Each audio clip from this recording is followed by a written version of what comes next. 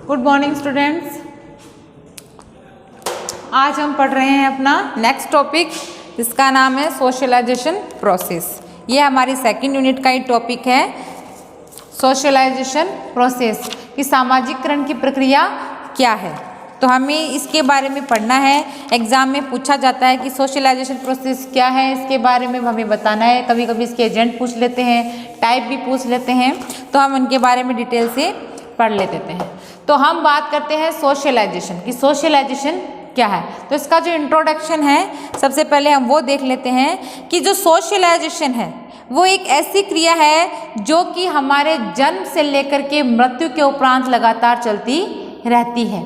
यानी कि समाजीकरण की प्रक्रिया जिसके अंदर हम जन्म से लेकर मृत्यु तक कुछ ना कुछ सीखते ही रहते हैं, जो कि सामाजिक अंतरक्रियाओं के साथ साथ समाज में रहने वाले लोगों की जो भी क्रियाएं हैं, उनके साथ रहते रहते हमारी जो आवश्यक शारीरिक, मानसिक एवं सामाजिक जो हमारी प्रतिक्रियाएं हैं, हम उनके बारे में सीखते हैं, जानते हैं कि कैसे धीरे धीरे जैसे हमारा शारीरिक विकास होता है, कैसे धीरे धीरे हमारा मानसिक विकास होता है, और कैसे कैसे हम क्या है एक सोशल व्यक्ति बनते हैं। ठीक है, तो इसके लिए हमारा क्या है, ये है जो प्रोसेस जो है वो हमारे बर्थ के उपरांत ही स्टार्ट हो जाती है। सामाजिकरण से क्या होता है कि जो व्यक्ति जो होता है उसको सोचने की, दूसरे व्यक्तियों से बात करने की तथा कार्य करने के तरीकों के अंदर भी क्या है मदद मिलती है। यानी वो क्या करता है, जैसे कि सोचता है। हम देखते हैं ना कि कभी कभी हम सोचने लग जाते हैं कि हमें ऐसा करना चाहिए, अगर हम ऐसा करेंगे तो इससे हमें ये फ़ायदा होगा, ये होगा। दूसरा, जैसे कि हम क्या कर सकते हैं, दूसरे लोगों से बात कर सकते हैं, हमें लोगों से बात करते हुए हेजिटेशन वगैरह नहीं होती। फिर नेक्स्ट क्या है, जैसे कार्य, अगर हम कोई भी काम करते हैं तो उसके अंदर हम क्या करते हैं, धीरे धीरे नए नए तरीकों का यूज़ करते रहते हैं। तो ये क्या करते हैं, हम सब सोशलाइजेशन के दौरान ही सीखते हैं। सामाजिकरण जो है या हमारी जो सोशलाइजेशन है वो क्या है, एक इंडिविजुअल और सोसाइटी के बीच की एक बहुत ही इंपॉर्टेंट कड़ी है, या हम कह सकते हैं बहुत ही इंपॉर्टेंट इसके बीच की एक चेन है जो इनको जोड़े रखती है। ठीक है, यह क्या करती है, व्यक्ति की अपने समाज के अंदर खुद की पहचान बनाने में भी मदद करता है।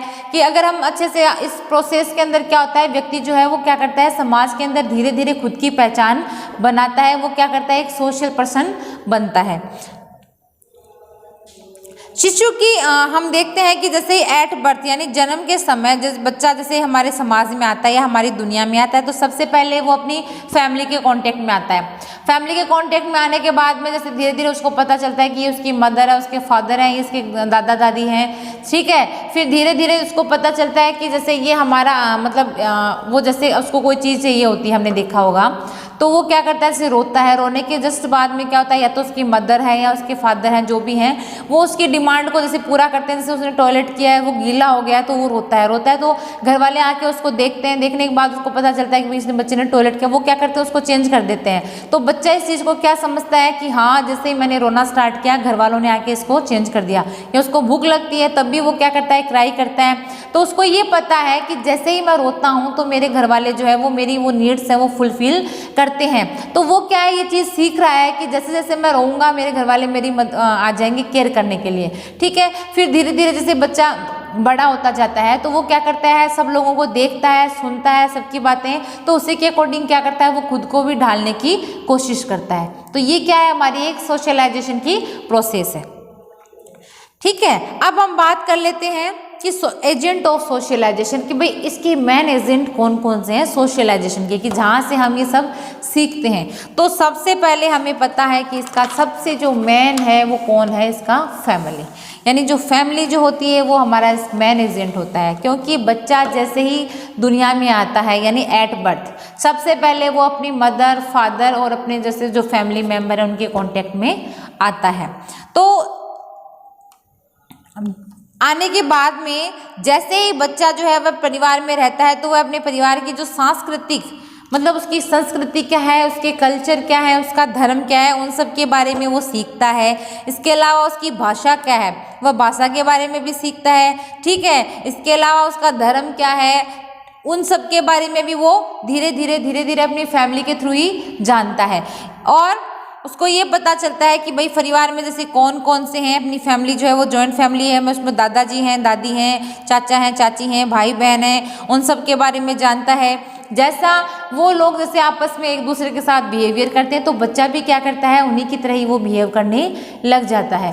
तो इसमें क्या कहा गया है कि इसकी सबसे जो मेन इसका एजेंट है वो इसकी फैमिली होती है, यानी कि कुछ फैमिली जो होती हैं वो अच्छी होती हैं, तो अगर वो अच्छा बिहेव करेंगी, अपने बच्चे के साथ में अच्छा करती हैं, तो वो बच्चा भी क्या बनता है, एक संस्कारी बच्चा बनता है। और अगर फैमिली ही क्या है उसकी बैड है तो बेबी भी क्या रहता है, उसी इन्वायरमेंट रह करके वो भी क्या बन जाता है, एक बैड बच्चा बन जाता है। सेकेंड हम बात कर लेते हैं पीयर ग्रुप, यानी कि मित्र समूह। बच्चा जैसे जैसे बड़ा होता है उसके भी कुछ फ्रेंड सर्कल होते हैं, वो भी अपने फ्रेंड्स के साथ में रहने लगता है। तो हमने देखा होगा वो स्कूल में जाता है, स्कूल से इसके अलावा हमारे सोसाइटी में भी फ्रेंड्स होते हैं, तो फ्रेंड्स के साथ में जब वो रहता है तो वो उन्हीं की तरह ही बिहेव करता है। अब जैसे कुछ बच्चे झूठ बोलते हैं तो वो भी क्या करता है, झूठ बोलने लग जाता है। कुछ बच्चे जैसे चोरी वगैरह करते हैं तो वो भी चोरी करने लग जाता है। अगर कुछ गलत काम करते हैं तो बच्चा भी गलत काम करने लगता है। लेकिन अगर उसी ग्रुप में अच्छे बच्चे होते हैं, जैसे कि बड़ों की रेस्पेक्ट करना, घर वालों का कहना मानना, टाइम पे जैसे अपना होमवर्क वगैरह करना, लर्न वगैरह करना, तो वो भी क्या करता है, उसी माहौल में रह करके बिल्कुल ही वैसा ही बन जाता है। तो इसमें क्या है कि अगर बच्चा जो है वो अच्छे लोगों की संगत में है तब तो वो अच्छा बच्चा बनता है, संस्कारी बच्चा बन जाता है। और अगर इसकी जो फ्रेंड सर्कल जो है वो उसका अगर बैड है तो वो बच्चा भी कैसा बनता है, फिर बैड ही बनता है। तो इसमें कहा गया है कि जो फ्रेंड सर्कल है उसका भी बहुत ज़्यादा इंपॉर्टेंट रोल होता है सोशलाइजेशन के अंदर।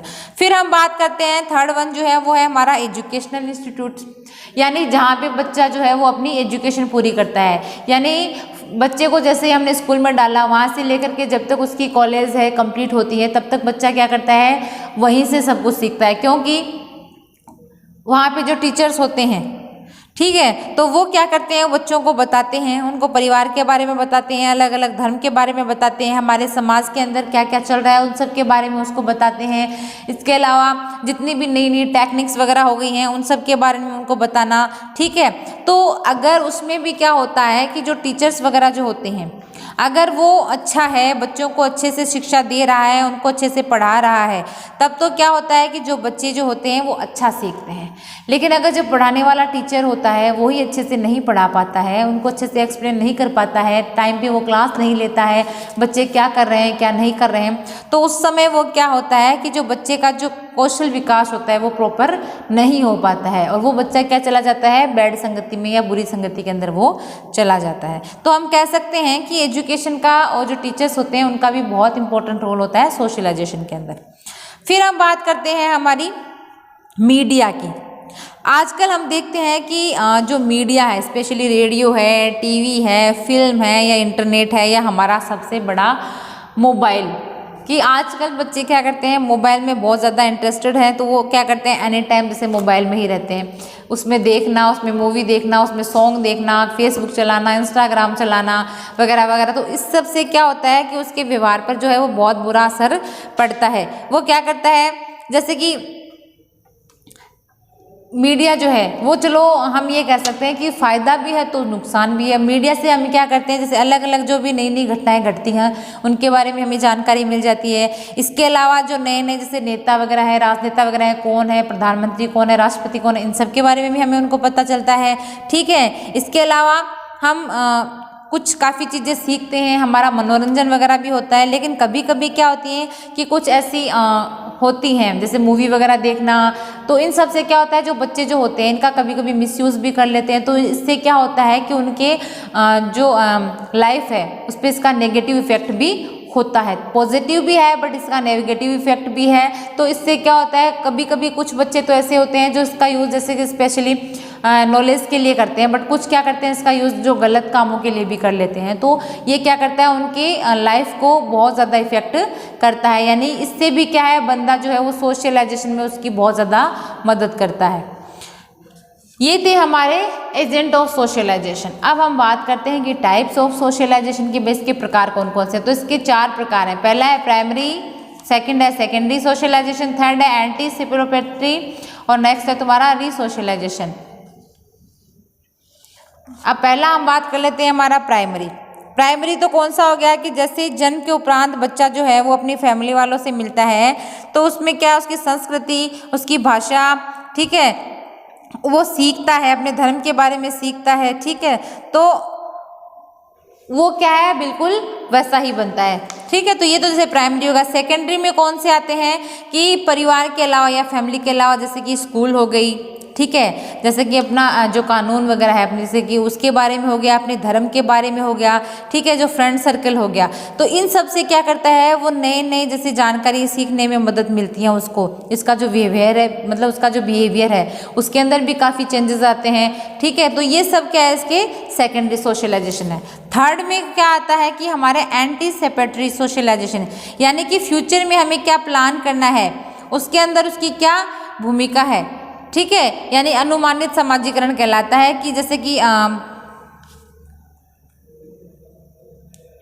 भाई लड़का लड़की जो होते हैं उनकी इंगेजमेंट करने के बाद में उनकी लाइफ में क्या चेंजेस आ जाते हैं। कि जैसे कि हमारी भी एक फैमिली है, तो जैसे वो प्लान करना कि भाई शादी के बाद हमें क्या करना है ना, और जैसे मकान वगैरह बनाने हैं, कैसे कैसे हमें खर्चे करने हैं, क्या करना है, मतलब जो भी हमारी प्लानिंग होती है शादी के बाद या सगाई के बाद, वो सारी जैसे प्लानिंग है। जैसे हम स्टडी करते हैं तो स्टडी के बाद हमारी प्लानिंग है कि जैसे मुझे डॉक्टर बनना है, इंजीनियर बनना है, या मुझे कलेक्टर वगैरह जो भी बनना है उसकी स्टडी करनी है, तो वो वाला है इसके अंदर। और नेक्स्ट है तुम्हारा रिसोशलाइजेशन। इसके अंदर क्या होता है कि पुराने सामाजिक मूल्य, विश्वासों, व्यवहार का त्याग करके, यानी जितने भी हमारे पुराने जो भी हमारे सामाजिक मूल्य हैं या जो हमारे विश्वास थे, है ना, पुराने जो भी जैसे अंधविश्वास वगैरह होते हैं वो, या जैसे हमारा बैड बिहेवियर है वो, उन सबको हमें क्या करना है, चेंज करना है। और चेंज करके क्या करना है, हमें नई शुरुआत वहाँ पे करनी है। तो इसको कहते हैं हम रिसोशलाइजेशन, ठीक है। तो ये थे है हमारे टाइप ऑफ सोशलाइजेशन। कि सोशलाइजेशन क्या होता है, एग्जाम में ये क्वेश्चन पूछते हैं, शॉर्ट नोट्स में कभी आता है